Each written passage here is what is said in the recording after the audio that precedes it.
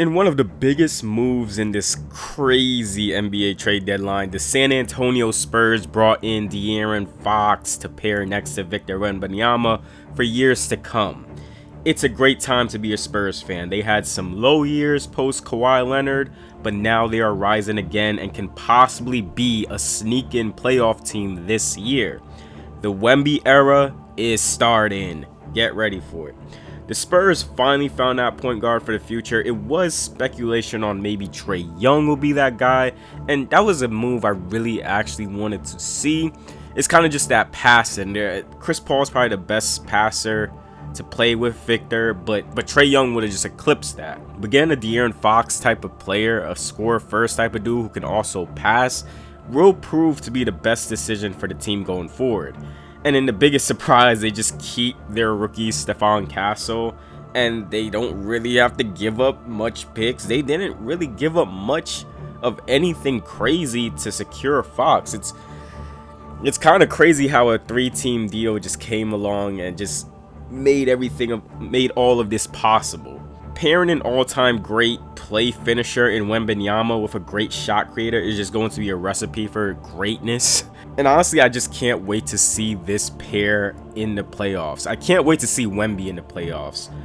Fox is averaging 25 points, 6 assists this season on 56% true shooting, and he's one of the best creators in the league. His game has kind of shifted away from just pure slashing to more so jump shooting. And it's not like he's all gone with the slashing talent. It's still there, but he's the guy who's gonna rather go for more pull-up jumpers in the lane. He is still able to get to the rim and finish with efficiency, but the shooting over the years from 3 and mid-range has been shots he has leaned on more.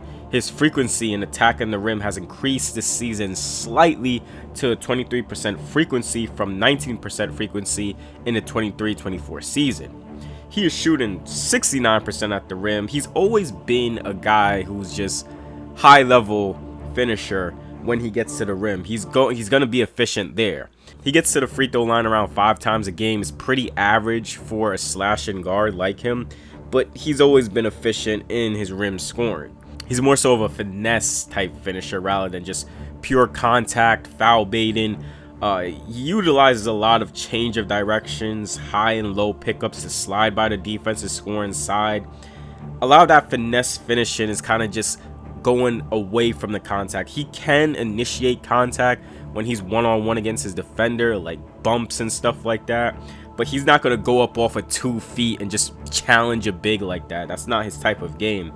While in isolation or off of screens, he has a quick burst. I think we could say he's the fastest guard in the league, right?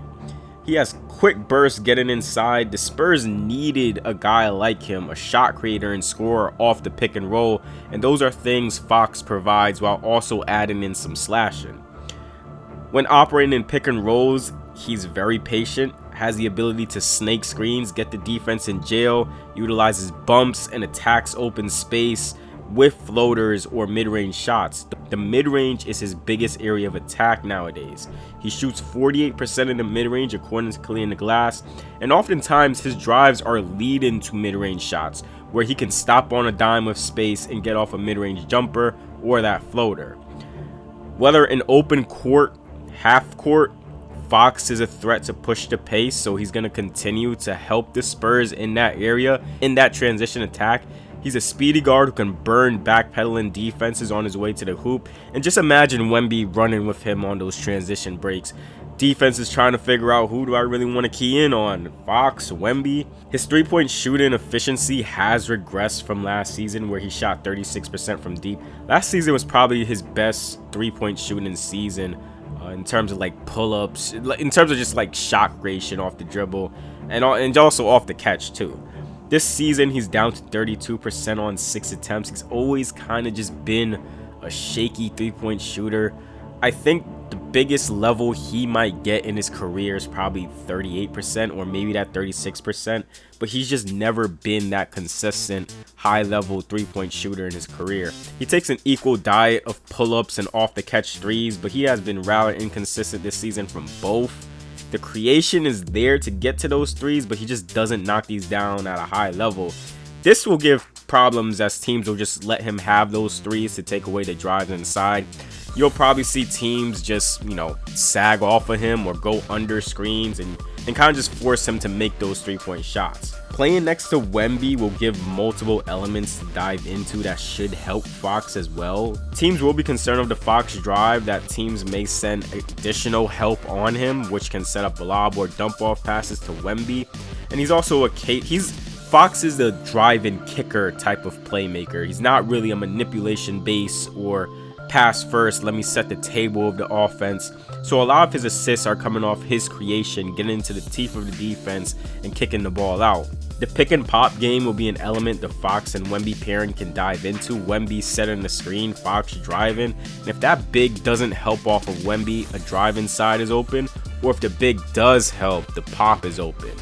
Or if defenders are switch heavy, this opens up mismatches on smaller defenders that Wemby can attack.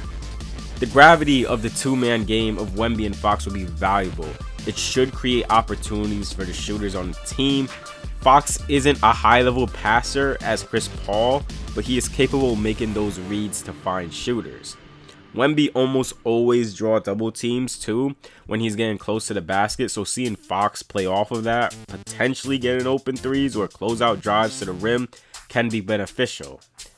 Wemby can also operate as a high post operator similar to Sabonis and keep Fox one pass away and have Fox play off of him to where he can cut towards the corner for a handoff or immediately burn his defender by cutting inside, in which Wemby can slip a pass to him.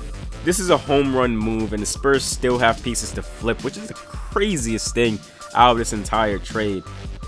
They can get additional assets when the time comes for that, but as of now, this pairing is the start of something special. It's already hard to contain Wemby, and then you add Fox into the mix, and then you have other creators to feed off of that with Chris Paul, Devin Vassell, Stephon Castle, and even Harrison Barnes.